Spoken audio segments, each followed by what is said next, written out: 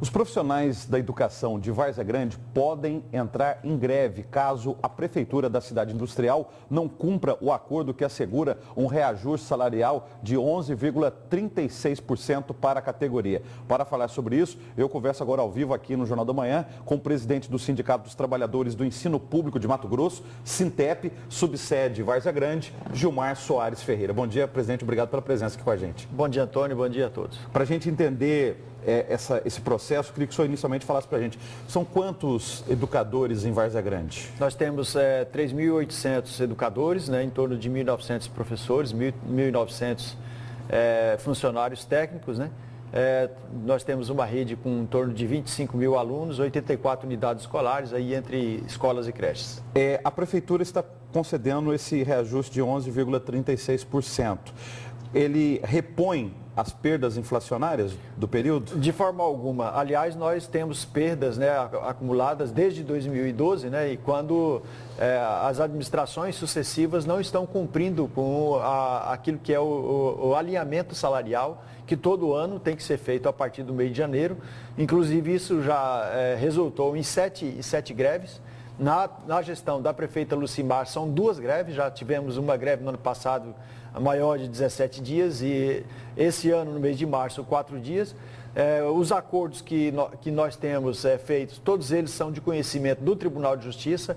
O último, inclusive, assinado pela própria prefeita, sancionado por ela mesma, com intermediação da Câmara de Vereadores, em que ela assumiu os compromissos, né, de estar agora no mês de maio implementando para todos os profissionais da educação, porque na carreira estão professores e funcionários, mas lamentavelmente a categoria recebe essa traição agora da prefeita Lucimar, dizendo que só vai aplicar os 11,36 para os professores. Essas perdas que o senhor cita aí desde 2012 totalizam quantos por cento de perda? É difícil falar aqui, Antônio, em quantificação. Nós estamos falando de 6 meses em cada ano em que os profissionais deixaram de receber esse reajuste.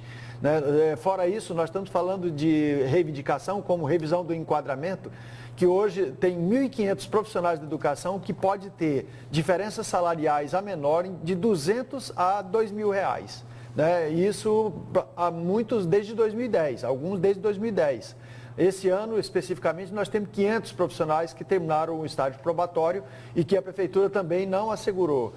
Nós temos a questão dos funcionários de escola, muitos profissionalizados que não são valorizados de acordo com a sua profissionalização. Os vigias que estão trabalhando horas extras, para além de 24 horas extras por mês, mas a Prefeitura só paga 24. Os professores que têm direito a 1/3 de hora de atividade, é constitucional, isso em Várzea Grande só paga uma parcela, portanto tem horas extras também para os professores desde 2011 sendo gerado, é um passivo que a Prefeitura vai ter que pagar. Então é essa situação que nós vivemos, né, em Várzea Grande. A Prefeitura de Várzea Grande propõe aí esse reajuste salarial de 11,36% para os 1.900 professores. Por que a categoria não concorda com o reajuste só para professores? Porque o nosso plano de carreira, é claro, né, o piso dos professores é aplicado aos professores, mas na carreira os funcionários não têm o piso igual ao professor. Então, o reajuste é com base na questão dos recursos. Ou seja, seria um reajuste linear para todos os salários. Todos. Nós já tivemos isso já implementado nos anos anteriores, inclusive com disputas na justiça. Então não pode ser diferente.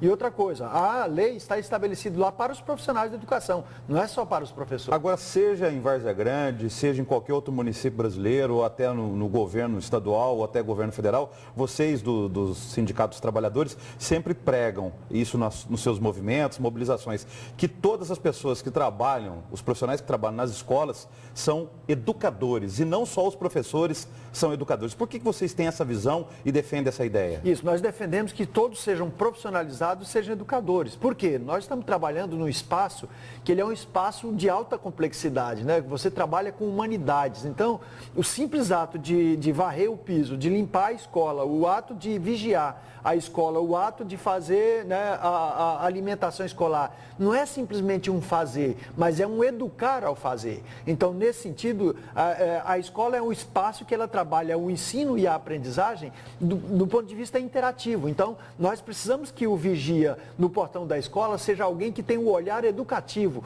Quando ele acolhe a criança, o jovem ou o adulto, aí ele já está estabelecendo relação de aprendizagem. Então, a escola jamais pode ser considerada uma empresa do ponto de vista da produtividade. Por isso que é um crime o que o governador Pedro Taques está fazendo em Mato Grosso, quando ele propõe entregar a escola para empresas, porque nós sabemos, as empresas visam primeiramente o lucro, e a escola não pode se basear pela questão do lucro, ela tem que se basear pela questão da humanidade, de fazer com que a cada dia as pessoas aprendam a ser mais humanos. E na situação que nós vivemos hoje, tornar a escola uma empresa é uma grande tragédia. No caso de Várzea Grande, se houver essa resistência da Prefeitura em só dar o reajuste para os professores, qual que é o posicionamento do Sintep? Nós estamos iniciando hoje uma reflexão com os representantes de escola, provavelmente já sai uma assembleia, se não para os próximos dias, para os primeiros dias do mês de junho, porque nós temos que conferir se a prefeita vai pagar isso só para os professores ou não, se ela vai manter essa traição, esse descompromisso de uma lei que ela mesma assinou, e há que se dizer que não há falta de recurso. Em Várzea Grande, em que pese teve oscilação, nós não podemos falar de queda de receita ainda, porque nós mantivemos a receita e agora vai entrar IPTU, tem a arrecadação que a prefeitura pode aprimorar, portanto, nós não estamos falando de queda de arrecadação. É possível ela pagar para todos os 11,36 e ainda fora isso tem as outras questões que ela precisa negociar. Uma greve, ela é sempre construída, ou seja, é diante da falta de acordo entre patrões e empregados, sejam públicos ou privados, que se leva à paralisação dos trabalhadores. Há a possibilidade de paralisação em Várzea Grande, na educação de Várzea Grande, ou não? Vocês não estão cogitando isso nesse momento? Nesse momento, nós temos uma greve suspensa, é um cenário difícil para paralisação. Agora, geralmente os gestores contribuem para o processo, né? Por exemplo, uma decisão como essa, estapafúrdia, fora de base, segregadora, que separa a categoria, ela é uma grande contribuição para uma greve. Então, é bom que o secretário César Miranda não subestime a capacidade de luta da classe trabalhadora em Várzea Grande, porque é possível sair greve, sim. O senhor já citou aqui umas 2 vezes nessa entrevista, acordo com na presença do Poder Judiciário. O Sintep pode acionar a Justiça Mato-Grossense para intermediar mais uma vez essa falta de acordo entre categoria de professores, educadores e Prefeitura de Várzea Grande? Com certeza, nós estamos pensando dessa possibilidade. Agora, Antônio, nossa possibilidade primeiro é sempre a luta da categoria, né? Porque nós estamos falando de um direito que é básico, né? Que a criança lá na escola precisa de um profissional. Você pode imaginar um funcionário de escola ganhar R$900. Né? É difícil, né?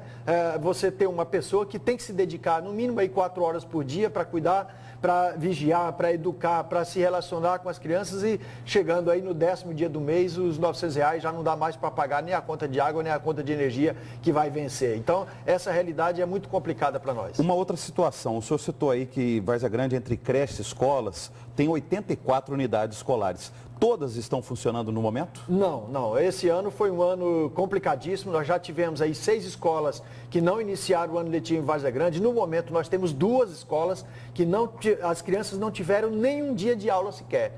Está acontecendo em Várzea Grande, nós temos denunciado, a população tem denunciado, estranha para nós o silêncio do Tribunal de Contas, o silêncio do Ministério Público, do Conselho Tutelar, da Câmara de Vereadores, né? Como se fosse na greve, nós já estaríamos pagando multa aí diária de 10, 100 mil reais, né? Agora, como é uma condição de que a Prefeitura nega hoje deliberadamente aula para as crianças, silencia-se. Explicando melhor isso, as crianças estão matriculadas, mas não tem o prédio para estudar, não poderia ser alugar um imóvel para ter essas 2 escolas funcionando? Com certeza, né? Essa é sempre, já teve essa iniciativa com outras escolas. Lamentavelmente, não foi feito com essa. Agora, há uma explicação. A administração aponta de que por 15 dias apenas a reforma da escola ia adentrar no período letivo. Mas nós conhecemos a história das empreiteiras na questão da reforma das escolas. Elas colocam 20 pessoas para iniciar a obra, depois tiram 15, deixa só 5, até mesmo para retardar a obra, depois com outras questões que tem que se agregar na obra, acaba conseguindo um aditivo. Por isso, acabam tardando o final da obra e o resultado hoje é que o prejuízo é incalculável para as nossas crianças. O senhor falou sobre obras em escolas. O Jornal Gazeta hoje traz aí mais detalhes da Operação Rêmora, que foi desencadeada pelo GAECO na SEDUC, na Secretaria Secretaria Estadual de Educação. Qual que é a avaliação do Sintep sobre isso que aconteceu em nível estadual em relação a obras em escolas? Então, nós temos denunciado, Antônio, já há muito tempo, essa prática dos empresários de ir lá na escola, através dos aditivos, estar dando, né, o encaminhamento das obras, retirando os profissionais da própria obra. Tudo isso leva a uma prática dos empresários de tentar ampliar o seu ganho com a obra. No ano passado, em Várzea Grande, nós fizemos a denúncia de que havia pressão por cima das escolas de dentro do governo. O governo estava repassando somas vultosas para as escolas. Por exemplo, nós tivemos escola em Várzea Grande que o Conselho Deliberativo da Comunidade Escolar recebeu mais de R$100 mil para fazer reforma. Ora, se a Secretaria de Educação, que tem os arquitetos, que tem os engenheiros, que tem contadores, que tem advogados, sempre teve dificuldade do ponto de vista de fiscalizar as obras, imagina um Conselho Deliberativo de pais e mães, de professores e funcionários que não tem, inclusive, a formação que a Secretaria de Educação deveria dar. Nós tivemos direções de escolas sendo pressionadas, nós fizemos a denúncia, a SEDUC sabia, a prova disso é que ela chamou diretores de escola, direção do sindicato acompanhou audiências dentro da SEDUC, houve exoneração de funcionário, um dos que está preso foi exonerado em outubro do ano passado, portanto, a Secretaria de Educação sabia, o governo TAC sabia do que estava acontecendo e não fez nada. O que a gente faz daqui para frente para prevenir, para ter controle social sobre isso? Tem que manter a gestão democrática da escola. O que o Pedro Taques está fazendo, o que o governador está fazendo, tentando limitar o raio de ação da gestão democrática, dos coordenadores, dos diretores, levando a empresa para dentro da escola, vai favorecer ainda mais a corrupção, vai favorecer ainda mais o desvio de finalidade dos recursos públicos. Portanto, nós temos que fortalecer, dar formação para os conselhos deliberativos da comunidade escolar, nós temos que colocar gente efetiva dentro da escola, professor e funcionário, porque quanto mais contratado nós tivermos lá, mais dificuldade nós vamos ter das pessoas se dedicar à escola para que a gente possa ter a escola realmente com qualidade. Obrigado, presidente. Bom fim de semana para o senhor. Nós é que agradecemos.